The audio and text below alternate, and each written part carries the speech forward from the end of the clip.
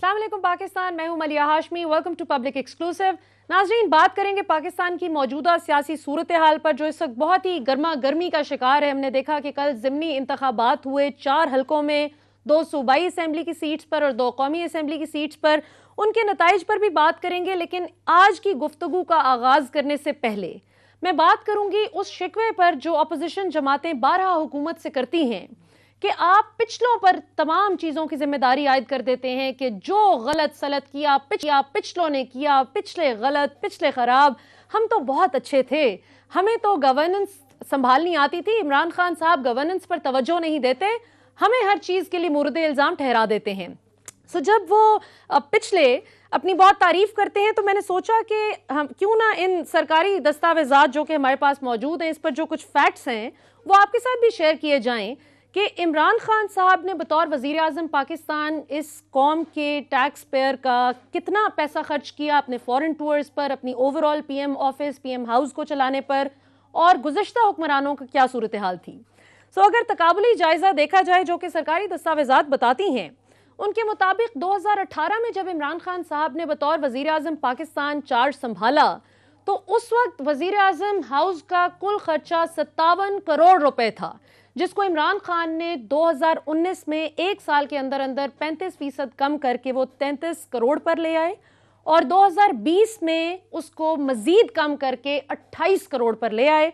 सो अगर इसका cumulative decline देखा जाए तो तकरीबन 49% कमी आई है वज़ीर आज़म हाउस के अखराजात में नवाज शरीफ साहब के दौर की निस्बत। यही सूरत हाल पीएम ऑफिस के अखराजात में भी है, तकरीबन आधा हो गया है वो खर्चा भी। फॉरेन टूर्स का बड़ा दिलचस्प तकाबुली जायज़ा है जी हमारे पास।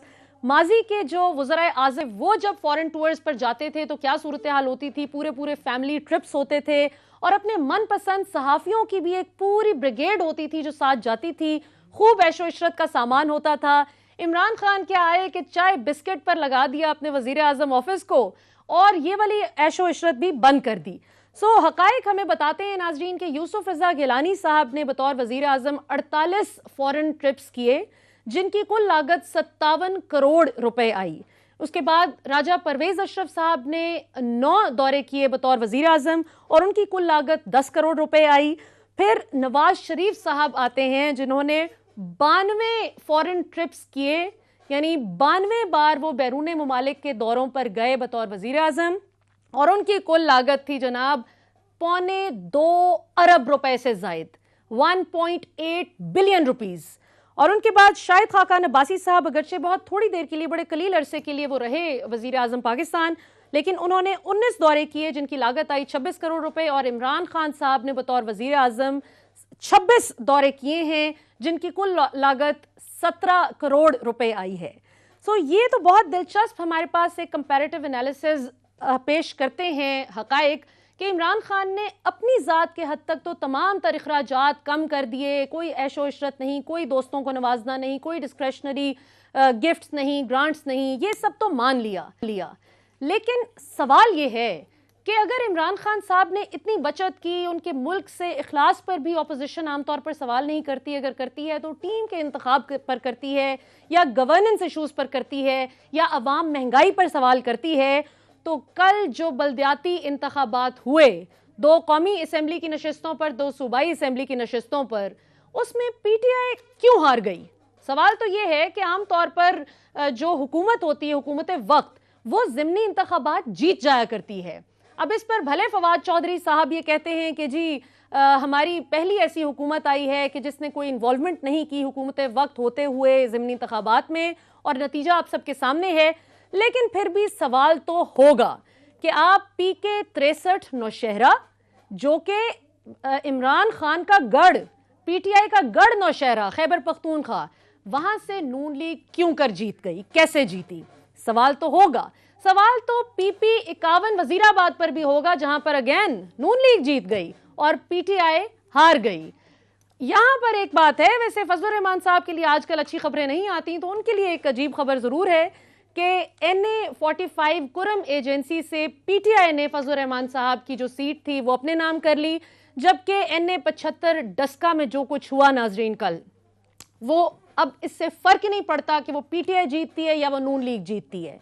इस कदर शर्मनाक मनाजिर نامعلوم افراد فائرنگ کر کر چلتے بنے, 2 نوجوان جان کی بازی ہار گئے.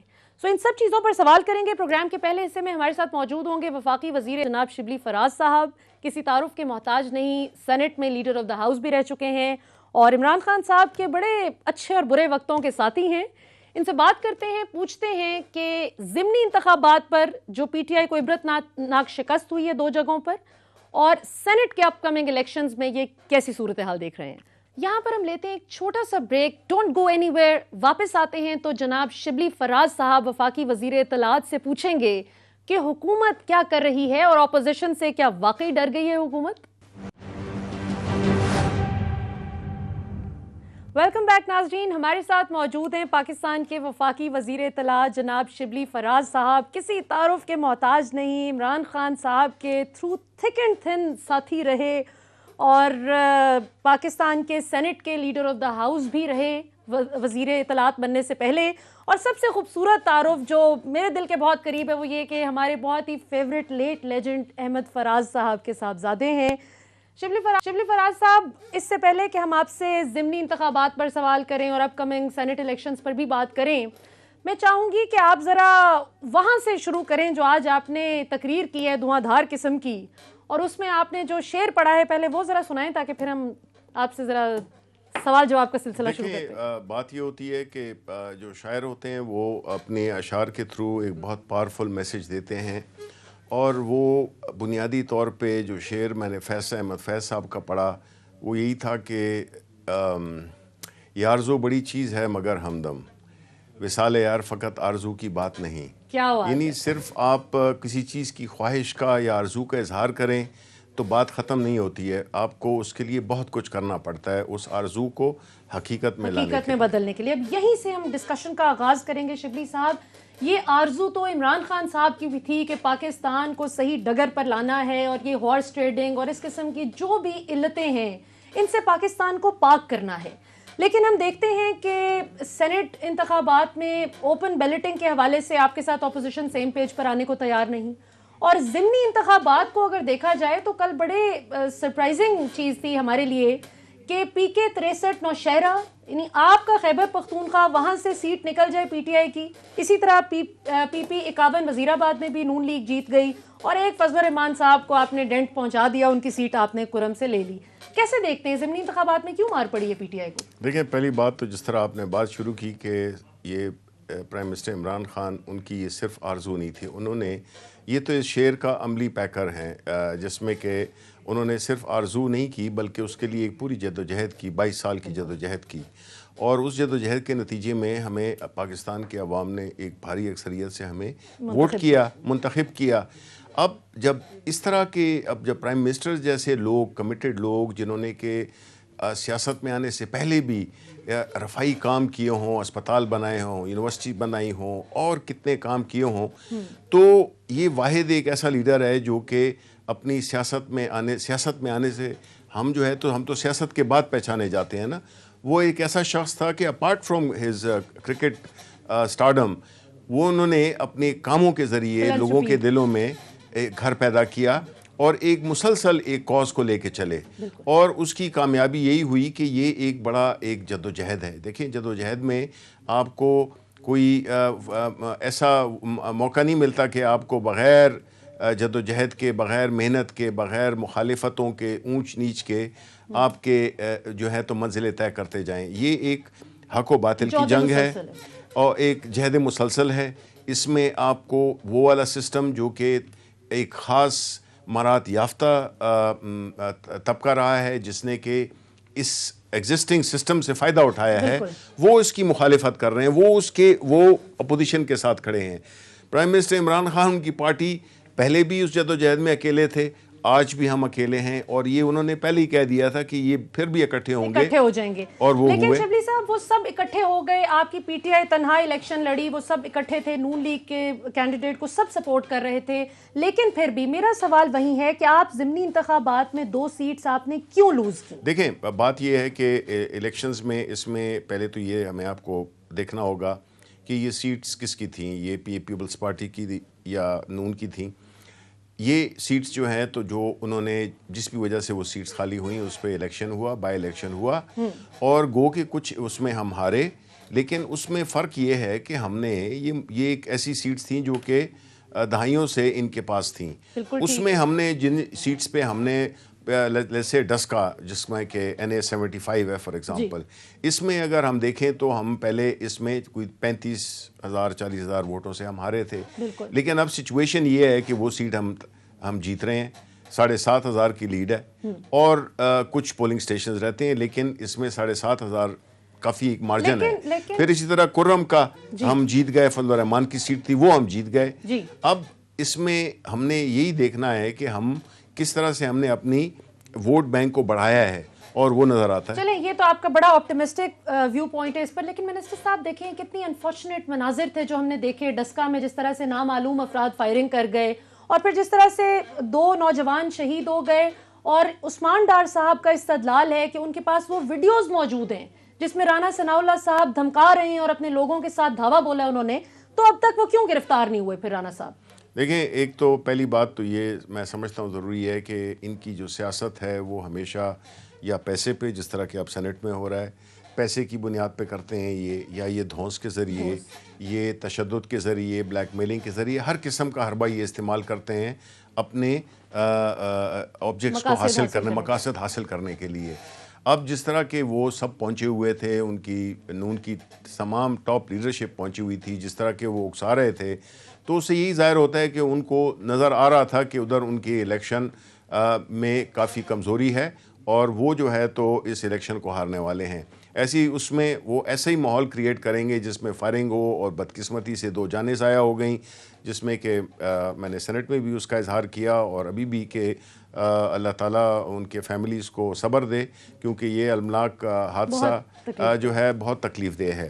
جی بالکل بالکل صحیح بات ہے۔ ویڈیوز موجود ہیں کہ نہیں رانا ثناء اللہ صاحب؟ دیکھیں، وہ تو عثمان ڈار صاحب نے بات کی ہے تو ضرور ہوں گی ان کے پاس، وہ وہیں پہ آن گراؤنڈ ہیں، تو ان کے پاس ہوں گی جو کہ وقت کے آنے پہ استعمال کی ہوئی، اور یہ پہلی دفعہ نہیں ہے۔ آپ نے دیکھا ہے کہ ماڈل ٹاؤن میں انہوں نے کیا کیا تھا، تو ان کے دل میں صرف جو ہے تو وہ ہے، وہ ساری بات درست ہے۔ ہم نے سعد رفیق صاحب کو بھی دیکھا تھا 2013 کے الیکشن میں، باقاعدہ خواتین کے پولنگ سٹیشن میں ایس بلاک ڈیفنس لاہور میں وہ باقاعدہ ہراساں کیا گیا تھا، اور 2 گھنٹے کے لیے پولنگ رک گئی تھی۔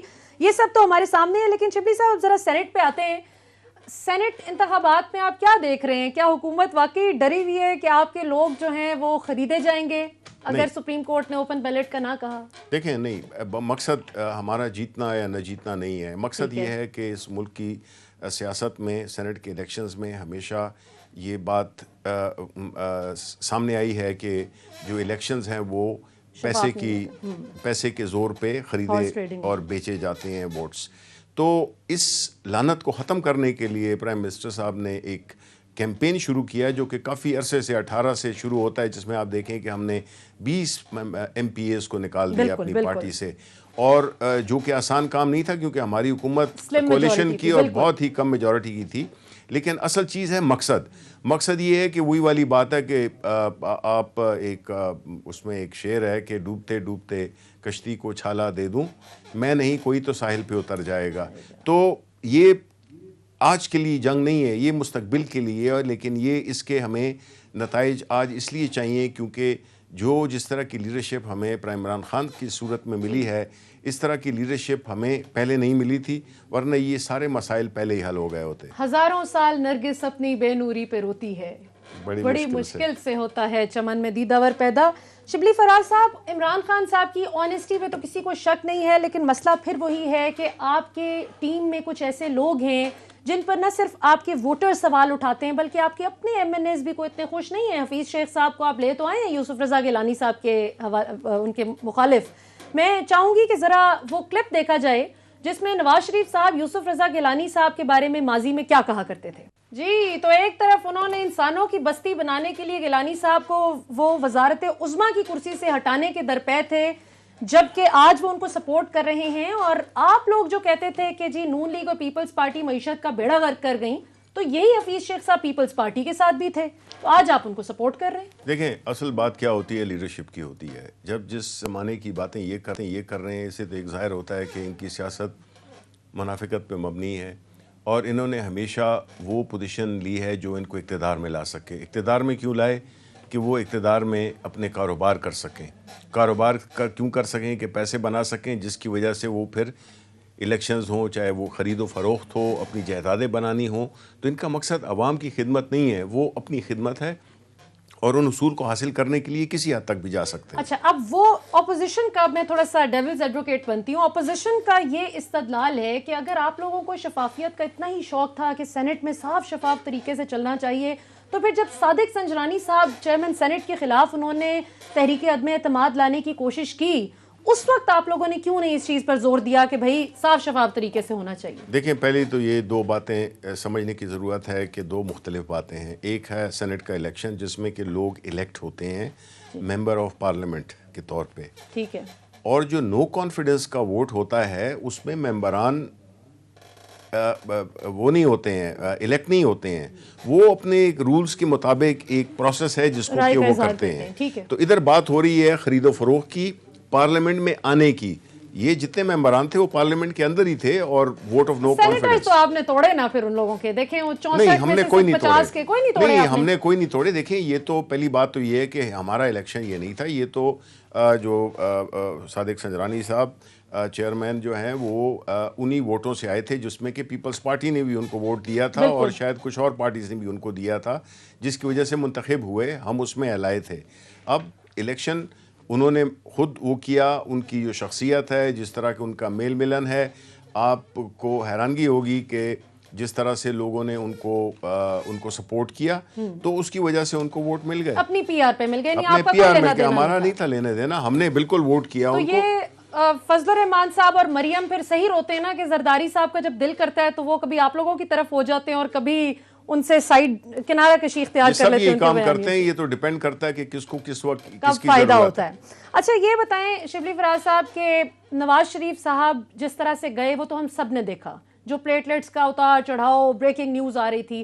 لیکن اب سوال آپ سے یہ ہے، عوام یہ جاننا چاہتی ہے کہ میاں صاحب چلے گئے، چلیں یہ ان کی گدڑ سنگھی تھی، واپس کیسے آپ لائیں گے؟ یہ آپ کا کمال ہے. کب آ رہے ہیں میاں صاحب؟ دیکھیں، پہلی بات تو یہ ہے کہ 2 یا 3 دفعہ وزیر اعظم رہتے ہوئے اصل چیز کیا ہوتی ہے سیاست میں، جس کی کہ ہماری لیڈرشپ عمران خان اور ہم سب یہ کوشش کر رہے ہیں کہ اخلاقیات اس ملک میں واپس آئیں، قانون کی حکمرانی واپس آئے. لوگ جو ہے تو اس بنیاد پہ نہ پہچانے جائیں کہ ان کے پاس پیسہ کتنا ہے. لوگ پہچانے جائیں اپنی اہلیت پہ، اپنی قابلیت پہ. تو ان کو تو یہ احساس ہونا چاہیے کہ ان کو اس ملک نے 3 دفعہ وزیر اعظم بنایا ہے، یہاں کے لوگوں نے، تو وہ یہاں کے قانون کو مطلوب ہیں. تو ان کو بجائے اس کے کہ باہر جا کے جس طرح بھی وہ گئے، جس بہانوں اور جس چیزوں میں، وہ سب ایک اور کہانی ہے. تو ان کو تو چاہیے کہ وہ سیاست تو کر رہے ہیں، تو لیکن ان کو عدالت نے مفرور قرار دیا ہوا ہے، ایبسکانڈر تیار دیا ہوا ہے. اب ان کو چاہیے کہ کوئی بھی شخص، کوئی بھی کسی بھی لیول کا ہو، اس میں اگر اتنی وہ نہ ہو، اپنی رسپیکٹ کی قدر نہ ہو، کہ ان کو تو چاہیے کہ اپنے آپ کو ریڈیم، جب انہوں نے کچھ نہیں کیا. آپ دیکھیں بھٹو صاحب کی میں ایک بات مانوں گا کہ انہوں نے کمپرومائز نہیں کیا، جیل اس پہ سولی پہ لٹک گئے. لیکن یہ اصل میں پرابلم یہ ہے کہ ان کی جو سیاست تھی وہ ہمیشہ بیساکھیوں کی سیاست تھی. انہوں نے ہمیشہ پیسے کے زور پہ اور پیسے بنائے. تو انہوں نے کبھی اپوزیشن کی سیاست کی نہیں، انہوں نے جیلیں کاٹی نہیں. بالکل سر، لیکن مسئلہ یہ نا، بہت کچھ میاں صاحب کو کرنا چاہیے تھا جو انہوں نے نہیں کیا. ان کو قطری خط نہیں جمع کروانا چاہیے تھا، جعلی ٹرسٹ ڈیڈ نہیں دینی چاہیے تھی، بہت سے جھوٹ نہیں بولنے چاہیے تھے جو انفارچونیٹلی اتنے بڑے منصب کو رکھتے ہوئے بھی انہوں نے بولے. وہ خود آنے والے ہوتے تو پھر تو کیا ہی بات تھی. لیکن بہرحال اب آپ کی حکومت کا بڑا ٹیسٹ ہے کہ آپ ان کو کس طرح سے واپس لاتے ہیں. میں جہانگیر ترین صاحب پر آنا چاہوں گی، کیونکہ آپ لوگ ابھی حکومت بڑا ہائی مورل گراؤنڈ اپنا سیٹ کرتی ہے کہ جی ہم بہت اچھے ہیں اور اپوزیشن میں یہ خرابیاں ہیں. اب آپ بتائیں، جب اپوزیشن پھر آپ سے سوال کرتی ہے کہ جہانگیر ترین صاحب کا شوگر انکوائری کمیشن رپورٹ میں نام بھی آیا، اور پھر یہ کہ آپ لوگوں نے جب آپ کو کنوینئنٹ لگا ان کو سائیڈ لائن کر دیا، جس وقت آپ کو اب لگتا ہے کہ یوسف رضا گیلانی صاحب کے مقابلے میں حفیظ شیخ مار کھا جائیں گے، تو اب آپ کو وہ میٹھے لگ رہے ہیں اور اب آپ ان کو اپنے ساتھ لگا رہے ہیں. کیا نہیں، پہلی بات تو یہ ہے کہ بات حفیظ شیخ صاحب کی نہیں ہے، بات ہے پاکستان تحریک انصاف عمران خان کی ٹیم کی. ٹھیک ہے. پرائم منسٹر عمران خان کے نام پہ ہم الیکٹ ہوئے. ٹھیک ہے, ان کا یہ امانت ہے, اور سارے جو ہمارے ممبران ہیں, ایم این ایز ہوں, وہ جو ہے تو پرائم منسٹر کی ڈیسیجن کو رسپیکٹ کرتے ہیں, وہ اس پہ پوری طرح سے عمل کریں گے. تو ہمارے نزدیک کوئی اس کی بات نہیں ہے. باقی جو ہے تو اپوزیشن بتائے, نون بتائے, ان سے پوچھیں کہ جی آپ تو کہہ رہے تھے کہ استعفیٰ دو, فوراً اترو, یہ کرو وہ کرو, اور جو ان کی وہ ہے. تو جہانگیر ترین صاحب جو ہے, دیکھیں الیکشن جو ہے نا, اس میں آپ کو ہم نے کوئی ایسا کمپرومائز نہیں کیا. اپنی جو شوگر رپورٹ کا آپ نے ذکر کیا وہ اپنی جگہ پہ قائم ہے, اس کی عمل درآمد ہو رہی ہے, جو جس نے کیا تھا اس پہ وہ ہو رہی ہے. لیکن جب تک کہ کوئی اس کا کوئی عدالتی یا ادارتی فیصلے نہیں آ جاتے تو ووٹ تو وہ پاکستان کے شہری بھی ہیں, اور پی ٹی آئی کے ساتھ ان کی بڑی نسبت بھی رہی ہے, تو ان سے ہر ایک سپورٹ کر سکتا ہے الیکشن میں. الیکشن دیکھیں, الیکشن کے لیے آپ ہر ایک کے پاس جاتے ہیں, آپ اپوزیشن کے کینڈیڈیٹس اپوزیشن کے پاس بھی جاتے ہیں, آپ یوسف رضا کے پاس بھی ووٹ ان کا مانگنے جائیں گے, تو یہ تو کوئی بات بالکل ٹھیک ہو گیا. اچھا منسٹر صاحب, ایک بڑا پرٹیننٹ سوال یہ ہے کہ کل ہم نے دیکھا جو کچھ ڈسکا میں بڑے انفارچونیٹ مناظر تھے, سب کچھ اس میں پنجاب حکومت کو آپ کدھر دیکھتے ہیں؟ کیونکہ اس میں کوئی شک نہیں ہے کہ پاکستان کا آئین یہ کہتا ہے کہ الیکشن کمیشن کی ذمہ داری ہے صاف شفاف طریقے سے الیکشن کنڈکٹ کروانا, لیکن بہرحال جب لا اینڈ آرڈر سچویشن اس قدر دگرگوں ہو جائے تو 1450 پولیس اہلکار جو کہ الیکشن کمیشن نے کل تعینات کر رکھے تھے ڈسکا کے اس پرٹیکولر حلقے میں, اس کے باوجود وہ غائب تھے, کچھ نظر ہی نہیں آ رہے تھے. دیکھیں جی, پہلی بات تو یہ ہے کہ اس میں کوئی شک نہیں ہے کہ بڑا ایک بدقسمت واقعہ ہے, اس کو نہیں ہونا چاہیے تھا. لیکن ساتھ ہی ساتھ ہم نے یہ بھی دیکھنا ہے کہ کون سی وہ پارٹیز ہیں جو کہ اس قسم کی تشدد کی, دھونس کی سیاست کرتی ہیں, اور انہوں نے کس طرح سے اس پورے معاملے کو الجھایا, کس طرح سے وہ اس کو انہوں نے مینیج کیا, مینیپولیٹ کیا. تو ہماری جہاں تک کہ الیکشن کا تعلق ہے, جہاں تک ہماری حکومت کا تعلق ہے, دیکھیں یہ پہلی دفعہ ایسا ہوا ہے کہ جو ضمنی انتخابات ہیں یہ ایک سٹنگ گورنمنٹ کے لیے بڑا آسان ہوتا ہے انفلوئنس کرنا, بڑا آسان ہوتا ہے اس کے نتائج کو کرنا. اب آپ اگر نتائج دیکھیں جس میں کہ ہم کچھ سیٹس ہار گئے, کچھ سیٹ جیت گئے, لیکن اپوزیشن کی یہ بات, چاہے وہ مریم نواز ہوں یا کوئی بھی پی ایم ایل این کے بات کریں کہ جو الیکشن وہ جیت جائیں وہ ٹھیک ہوا, اور جو نہیں وہ جیت سکے وہ برا ہوا. تو یہ کیا منافقت ہے اور یہ کیا تضاد ہے؟ اس میں تو کوئی شک نہیں ہے, لیکن دلچسپ بات یہ ہے کہ ڈسکا کی جیت کے حوالے سے نون لیگ اپنے تئیں جشن منا رہی ہے اور اپنے کارکنوں کو مبارکباد پیش کر رہی ہے. آپ لوگ بھی, فردوس عاشق ایوان جو ہیں وہ بھی قبل از وقت مبارکبادیں پیش کر رہی ہیں, تو کس کی مبارکباد کو ہم جینوئن سمجھیں؟ نہیں, وہ ہماری مبارکباد کو آپ بلا کسی شک و شبے کے آپ وہ کریں, بیکاز ہماری 7,500 ووٹ کی لیڈ ہے, اور ہم یہی سمجھتے ہیں کہ یہ سیالکوٹ NA 75 جو ہے تو وہ ہم جیت رہے ہیں. اچھا چلیں جی, اب منسٹر صاحب کوئکلی یہ بتائیے کہ آپ کی حکومت کی کون سی ہم ان 2 سالوں میں کہہ سکتے ہیں کہ کوئی 3 ایسی اچیومنٹس کہ جن پہ پاکستان تحریک انصاف کا ووٹر فخر کر سکے کہ میں نے یہ ووٹ صحیح دیا تھا؟ دیکھیں, پہلی بات تو یہ ہے کہ جس طرح اکانومی کو ہم نے جس حالت میں تھی, جس قرضوں میں, جس بری حالت میں تھی, دیکھیں جب آپ بیمار ہوتے ہیں تب ڈاکٹر کے پاس جاتے ہیں. بالکل. تو IMF کے پاس کیوں گئے ہم آتے ہی؟ وہ اس کی وجہ یہ تھی کہ اکانومی واز بلیڈنگ اور it was in terrible shape.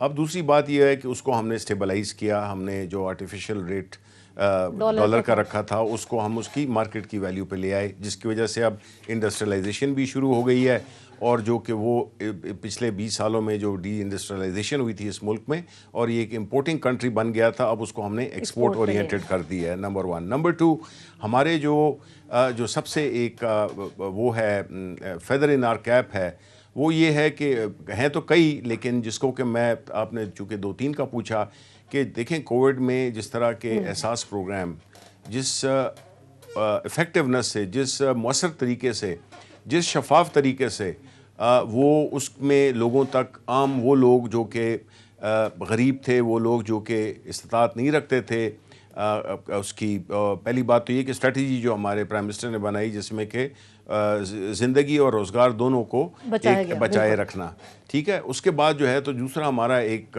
Programme ہے, وہ ہے صحت کارڈ, ٹھیک ہے. اس صحت کا جو مسئلہ ہے وہ غریبوں کو, بلکہ مڈل کلاس کے لوگوں کو بھی کتنا تکلیف دہ ہوتا ہے جب کوئی گھر میں بیماری آ جاتی ہے, لوگ اپنے زیور بیچتے ہیں, اپنی جائیدادیں بیچتے ہیں. تو یہ ایک یونیورسل بغیر کسی پارٹی پریفرنس کے, مولانا فضل الرحمان کے پاس بھی یہ کارڈ ہے. سو اس میں کسی اس کا نہیں رکھا گیا لحاظ کے کوئی ان کس پارٹی سے, سب کے لیے. پھر تیسرا جو کہ ہے, ہم کہیں گے کہ جو انہیریٹنس لا ہے, جو کہ وراثت کا قانون ہے, جس میں کہ لوگ خوار ہوتے رہتے ہیں مہینوں سالوں, کئی میں کہ دہائیاں لگ جاتی ہیں, اس کو ہم نے سمپلیفائی کر کے ہم نے اس کو 15 دن میں کر دیا ہے. اور وہ بھی ایک ہمارا بہت ہی ایک ایسا اقدام ہے, ایسا قانون ہے جو کہ پورے پاکستان کے لوگوں کو وہ مثبت طریقے سے فائدہ دے گا. اور آخر میں ایک اور ہے جو پرائم منسٹر کی جو ہاؤسنگ اسکیم ہے, جس میں کہ ایک غریب شخص اتنے آسان طریقے سے اقساط پر وہ گھر کا مالک بن سکتا ہے. تو یہ ہماری چند موٹی موٹی چیزیں. واقعی یہ تو بڑی زبردست بات ہے, اور یہ مڈل کلاس اور لوور مڈل کلاس کے لیے تو خاص طور پر ایک خوشخبری ہے. اچھا, آخر میں شبلی فراز صاحب آپ سے ایک بڑا ایک ایسا سوال پوچھوں گی جو میری آبزرویشن پر بیسڈ ہے کہ جب سے آپ کی حکومت آئی ہے, مختلف لوگوں کو یہ پورٹ فولیو ملا انفارمیشن منسٹر کا, اور میں دیکھتی ہوں کہ آپ ماشاءاللہ بڑا اچھا کام کر رہے ہیں, لیکن آپ تو وہ ہیں جن کو وزیر اعظم عمران خان نے بنایا وزیر اطلاعات. اب بہت سے آپ کی حکومت میں ایسے بھی سیلف اپوائنٹڈ وزرائے اطلاعات ہیں جو آپ سے پہلے ہی چیزیں اور اکثر غلط سلط باتیں کر دیتے ہیں, تو اس کو آپ اس چیلنج کو کیسے دیکھتے ہیں؟ جی دیکھیں, یہ چیلنج تو ہے, اور جو انفارمیشن منسٹر ہوتا ہے اس کی زندگی آسان نہیں ہوتی. یہ ایک بڑا ہی تھینکلیس قسم کا جاب ہے. اس میں کوئی دن رات دن کچھ بھی نہیں ہوتا, اس میں آپ کو 24 گھنٹے کی وہ ہے. میری تو پوری کوشش ہے کہ کسی بھی طرح سے جو ہمارے حکومت کی جو کارکردگی ہے, حکومت کی جو پوزیشنز ہیں, پالیسیز ہیں, ان کو پروجیکٹ کریں.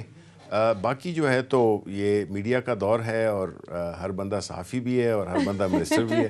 اس کو پنجابی میں کہتے ہیں کہ کھڈائے دا نا نہیں روائے دا نا ہے, کہ آپ کسی بچے کو جتنا مرضی کھلائیں بہلائیں پھسلائیں اس پر کوئی شاباش نہیں ملتی, لیکن جب وہ روئے گا تو اس پر اس کو ہر شخص ڈانٹے گا.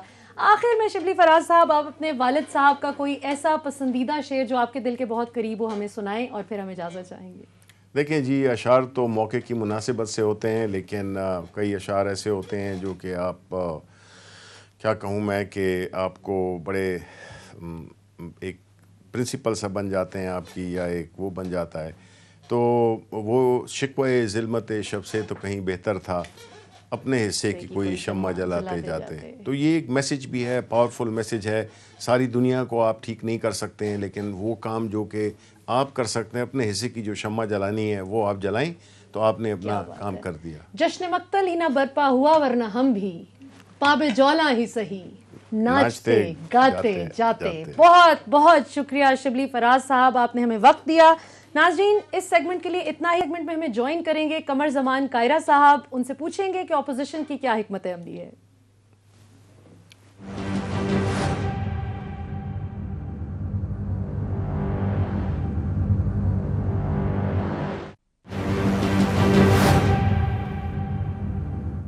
ویلکم بیک ناظرین, ہمارے ساتھ موجود ہیں بہت ہی سیزنڈ پولیٹیشین اور آپ سب کے بہت ہی favourite politician, no matter which political party you vote for. مجھے آج تک کوئی ان کے مخالف بندہ ملا نہیں. میں آپ کو متعارف کراؤں گی ہمارے دوسرے مہمان سے, جناب قمر زمان کائرہ صاحب, پیپلز پارٹی کے سینئر رہنما ہیں. کائرہ صاحب, ہمیں جوائن کرنے کے لیے بہت بہت شکریہ. سب سے پہلے تو یہ بتائیں کہ یہ آپ کی کیا گدڑ سنگھی ہے کہ آپ کے مخالفین بھی آپ کی جماعت پر بے شک اعتراض کریں, مخالفت کریں, پر آپ کے خلاف کھل کر اعتراض کبھی نہیں سامنے آتا. یہ کیا آپ کے اخلاق کا جادو ہے؟ بہت شکریہ مدیحہ, لیکن میں سمجھتا ہوں یہ دوست صاحب آپ کی مہربانی ہے, میں ان کا مشکور ہوں, اور اللہ کا کرم ہے کہ بندے کا ایک بھرم بن جاتا ہے. Very humble of you. Sir, اخلاق کی بات ہو تو پھر ذکر آتا ہے یوسف رضا گیلانی صاحب کا بھی, جو آپ کی جماعت سے تعلق رکھتے ہیں. یوسف رضا گیلانی صاحب کے مقابلے میں جو حفیظ شیخ صاحب کو کھڑا کیا ہے حکومت نے, تو بہت سے حکومت کے اپنے ایم این ایز کا یہ کہنا ہے کہ بھائی اگر اخلاق کو دیکھا جائے تو گیلانی صاحب جو ہیں وہ سبقت لے جاتے ہیں اور ان کے چانسز زیادہ لگ رہے ہیں. اسلام آباد میں اسپیکولیشن ہے, آپ کو کیا لگ رہا ہے سینٹ میں کیا ہونے جا رہا ہے؟ دیکھیے, گیلانی صاحب کی ذات بڑی نان کنٹروورشل ذات ہے. وہ بڑے ٹھنڈے مزاج کے, دھیمے مزاج کے, سرائکی وسیب کا پورا نمونہ ہے, اور بڑے اعلیٰ اخلاق کے حامل ہیں. بڑا صبر اور تحمل ہے ان میں. میں ان کی کابینہ میں تھا, اور کئی دفعہ کسی وقت ہوتا ہے نا کہ جب آپ گورنمنٹ میں ہوتے ہیں، بہت کام کا پریشر ہوتا ہے ہاں جی اور کوئی کام نہیں بھی ہو پاتا، لیٹ ہو جاتا ہے، تو کبھی تلخ ہو جانا، تلخی کا لفظ منہ سے نکلنا، تو گیلانی صاحب ہمیشہ بلا کے سمجھایا کرتے تھے. تو وہ چرچل کا مشہور کال سنایا کرتے تھے کہ قیرا صاحب، مجھے کہنا انہوں نے، قیرا صاحب one can be firm without being rough. کیا بات ہے. اچھا قاہرہ صاحب یہ بتائیے کہ فواد چودھری صاحب نے آج ایک ٹویٹ کیا ہے ضمنی انتخابات کے حوالے سے، آپ کے سامنے ہی ہے جو کچھ حالات ہوئے. پاکستان تحریک انصاف کی حکومت کو 2 ایسے حلقوں میں چلیں، ڈسکا اور وزیر آباد تو آلریڈی نون لیگ کا سٹرانگ ہولڈ تھا، لیکن پھر بھی سٹنگ گورنمنٹ کا ہار جانا ان 2 جگہوں وزیر آباد سے اور نوشہرہ سے، اور بالخصوص نوشہرہ میں تو پی کے 63 میں جو مار پڑی ہے پاکستان تحریک انصاف کو، یہ اپنے اندرونی معاملات ہی نہیں سدھار سکے. سو فواد صاحب نے جی ٹویٹ کیا ہے کہ پہلی بار پاکستان میں ایسے انتخابات ہوئے ہیں جن میں حکومت کی کوئی مداخلت نہیں، ورنہ پیپلز پارٹی اور نون لیگ جیسے ضمنی انتخابات کروایا کرتے تھے، لوگ کہتے تھے الیکشن تو رسمی ہے، جیتنا تو حکومت نے ہے. اور ابھی بھی نخرے دیکھیں، جہاں جیت جائیں وہاں الیکشن شفاف تھے، جہاں ہار گئے وہاں دھاندلی کا شور. کیا کہیں گے آپ؟ دیکھیے ماضی کچھ اور تھا، آج آپ جو فارمل میڈیا اور سوشل میڈیا ہے نا جی، یہ ہر جی جگہ موجود ہے. کیونکہ یہ تھوڑی جگہوں پہ الیکشن تھے، اس لیے فارمل میڈیا بھی موجود تھا اور سوشل میڈیا تو تھا ہی. بالکل. لہٰذا جو کچھ اس وقت فوٹیج موجود ہے، فواد صاحب جو کہہ رہے ہیں وہ اپنی جماعت کا دفاع کریں گے، میں جو بات کروں گا حکومت پہ اعتراض کروں گا، پی ڈی ایم کا دفاع کروں گا. لیکن جو سوشل میڈیا پہ خبریں چلی ہیں یا فوٹیج چلی ہے، فارمل میڈیا نے جو رپورٹ کیا ہے وہ آپ کے سامنے ہے. اگر کسی پولنگ کے حلقے میں وزراء جا کے پریزائڈنگ افسروں سے لڑ رہے ہوں، اور اگر کسی حلقے کے اندر لوگ سرے عام بندوق بردار موٹر سائیکلوں پہ، گاڑیوں پہ، وہ سرے عام جا کے فائرنگ کریں. دندناتے پھر رہے ہوں اور پولیس ان کو نہ پوچھے اور وہ فائرنگ کر رہے ہوں، تو اس کا کیا معنی ہو سکتا ہے؟ کیا اپوزیشن کے ساتھ مل جاتی ہے پولیس؟ یہ ہمیشہ گورنمنٹ کا ایک ایڈوانٹیج یا ایک ان کو ایج رہتا ہے، جو بڑا افسوسناک ہے. اور اس کا بھرپور اظہار، جعلی ووٹوں کے تھیلے پکڑے گئے، ووٹ لے کے بھاگتے ہوئے لوگ پکڑے گئے، 30 کے قریب پولنگ سٹیشنوں سے پولنگ سٹاف غائب ہو گیا. مجھے بھی کنفرم تو نہیں ہے، لیکن جی سنا یہ ہے کہ ڈسکا والے حلقے کا جو ریزلٹ روکا گیا ہے، وہاں پہ پولنگ ریشو ابو 90% ہے، اور جو باقی ہے پورا حلقہ ہے جی وہاں پہ پولنگ ریشو جو ہے وہ کوئی 20 22 25% ہے. تو یہ بڑے ٹھیک. دلچسپ سٹڈی ہے. اور حکومت اب یہی کہے گی کہ ہم نے بالکل مداخلت نہیں کی، لیکن ہم نہیں کہہ رہے، الیکشن کمیشن کیا کہہ رہا ہے، سوشل میڈیا ٹھیک کیا ہے. کہہ رہا ہے، فارمل میڈیا کیا کہہ رہا تو ہے، سر وہ خود اس بات کا گواہ. الیکشن کمیشن اب اس میں کیا کروا سکتا ہے؟ کیونکہ جس طرح احسن اقبال صاحب بھی کہہ رہے تھے کہ کنٹروورشل ہو گیا، اور مزے کی بات یہ کہ ایک طرف حکومت مبارکباد دے رہی ہے، ڈسکا پر مختلف وزراء کی ٹویٹس آئیں، حماد اظہر صاحب کی ٹویٹ سامنے آئی، فواد چودھری صاحب کی آئی، فردوس عاشقوان صاحبہ بھی مبارکباد دے رہی ہیں پی ٹی آئی کو، جبکہ دوسری طرف مریم بھی مبارکباد دے رہی ہیں. تو کس کی مبارکباد کو ہم صحیح تسلیم کریں؟ دیکھیے نا، الیکشن کمیشن نے فی الحال تو روک دیا رزلٹ، اور جو حلقے ہیں، مسلم لیگ کا یہ جائز مطالبہ ہے کہ ری پول کرایا جائے. اب پورا ری پول ہوتا ہے یا جن حلقوں میں یا جن پولنگ سٹیشنز کا رزلٹ روکا گیا ہے، جی جہاں پہ اب نارمل پولنگ ہوئی ہے اور جہاں پہ واضح دھاندلی کے ثبوت ہیں، اور وہاں ہاں پہ جی ری پول ہوتا ہے. بالکل ٹھیک ہے. سر اب اس میں نا تھوڑا سا یہ ہے کہ مریم صاحبہ نے بھی جو ٹویٹ کی اور کہا کہ جو پی ایم ایل این کے ایم پی اے عادل بخش چٹھا کی وہ بات کر رہی ہیں کہ انہوں نے اور عطا تارڑ نے پکڑا ہے پی ٹی آئی ووٹرز کو کہ وہ ووٹ ہتھیا رہے تھے، جبکہ پی ٹی آئی کی طرف سے یہ استدلال ہے کہ یہ اصل میں چٹھا صاحب جو ایم پی اے ہیں یہ خود انفلوئنس کر رہے تھے اور اصل میں انہوں نے ووٹ پکڑے تھے. بہرحال اس پہ تحقیقات ہوں گی تو مزید بھی پتہ چلے گا. اب میں اس پہ بھی میں سمپل گزارش کروں، اس پہ بھی جی بڑا سمپل گزارش، جی کیا حکومت کی طرف سے، پریزائڈنگ افسرز کی طرف سے، ریٹرننگ افسر کی طرف سے ان کے خلاف کوئی کمپلینٹ آئی ہے؟ بڑا ویلڈ سوال ہے. اگر اپوزیشن کرتی تو پھر تو الیکشن کمیشن بھی، انتظامی مشینری بھی، پولیس بھی اپنے طور پہ ایکشن لے لیتی. بالکل جس کے بالکل. خلاف ایکشن نہیں ہوتا وہ کون ہو سکتا ہے؟ آپ خود سمجھدار ہیں، آپ خود غور کریں، سر ویسے پاکستان کے بھی لوگ اس کو دیکھ رہے ہیں. سر لیکن مسئلہ یہ نا کہ ہم نے دیکھا بہرحال آج بھی نون لیگ کی طرف سے جو رد عمل آیا کہ جن جن حلقوں میں یہ جیت گئے، اب دیکھیں پی ٹی آئی کے گڑھ سے ہی جیتے ہیں پی کے 63 نوشہرہ میں، وہاں پر ہی کہتے ہیں کہ دیکھیں ہمارے بیانیے کی جیت ہو گئی. وزیر آباد میں جیتے کہتے ہیں ہمارے بیانیے کی جیت ہو گئی. لیکن جہاں پر ان کو اپنی ہار کا ہوتا ہے وہاں پر ان کا بیانیہ مختلف ہوتا ہے. لیکن بہرحال دونوں طرف سے یہ صورتحال ہے. نہیں، میری گزارش یہ ہے کہ کیا मैंने फिर आपको यही कहूंगा کہ ہماری مسلم لیگ کی پی ٹی آئی کی ان کی باتوں کو ایک طرف رکھیے, ہم تو اپنے اپنے موقف کو لے کے چلیں گے نا. جی دوسرے کے موقف کو تسلیم کرنے کا رواج ہی نہیں ہے. ہاں بھلے میں غلط بیان کو ڈیفینڈ کر رہا ہوں لیکن یہ رواج نہیں ہے. میں کوئکلی سینٹ پر بات کرنا چاہوں گی سر. آپ کی جو اپنی چارٹر آف ڈیموکریسی مساک جمہوریت کی شک نمبر 23 ہے, وہ کہتی ہے کہ to prevent corruption and floor crossing all votes for the Senate and indirect seats will be by open identifiable ballot. Those violating the party discipline in the poll shall stand disqualified. تو آج بے نظیر بھٹو صاحبہ کا sign کیا ہوا وہ document کیوں Peoples party کو یاد نہیں رہا؟ دیکھیے ہمیں یاد ہے, ہمیں بالکل نہیں بھولا اس ڈاکومنٹ کو. پہلی بات تو یہ ہے کہ ہم نے کوئی 92-93% اس پہ عمل کر دیا ہے. اس کی جو لیجسلیشن ہونی تھی وہ بھی ہو گئی ہے, اور آج ملک میں 18ویں ترمیم ہو, NFC ہو, یہ سارا چارٹر آف ڈیموکریسی کے تحت چل رہا ہے. اس کے تحت ہم نے سارا کام کیا ہوا ہے. اس میں بے نظیر انکم سپورٹ پروگرام ہو, لوگوں کی تنخواہیں بڑھانے کا عمل ہو, بہت سارے ایشوز ہیں. لیکن کچھ کام ہم نہیں کر پائے. جو اس وقت سب جماعتیں اس پہ راضی نہیں ہوئی, سب جماعتیں اس پہ متفق نہیں ہوئی. میں پیپلز پارٹی کی طرف سے آپ کو آفر کر رہا ہوں, یہ بھی ہونا چاہیے جو باقی رہ گیا ہے وہ بھی پاکستان کے لیے بہت ضروری ہے. آئیے اس پہ بات کرتے ہیں. لیکن گورنمنٹ کا ارادہ درست نہیں تھا. اگر باقی یہ تو آپ کی بڑی زبردست بات ہے قاہرہ صاحب, آپ نے آج ہمارے پروگرام کے توسط سے یہ آفر کی ہے کہ اگر اس تبدیلی کو کیا جائے, ہم جو چیزیں چارٹر آف ڈیموکریسی پر جو تھیں, جن پر اگری کیا گیا تھا, ان پر عمل درآمد نہیں ہوا, تو آج پیپلز پارٹی بقول قاہرہ صاحب کے ان پر تیار ہے. لیکن سوال یہ ہے کہ کیا فضل الرحمان صاحب اور جو نواز شریف صاحب ہیں, کیا وہ ان ترامیم کے لیے تیار ہوں گے یا نہیں؟ اس کے ساتھ ہی مجھے اجازت دیجیے. قاہرہ صاحب ہمیں جوائن کرنے کے لیے بہت بہت شکریہ. پاکستان زندہ باد.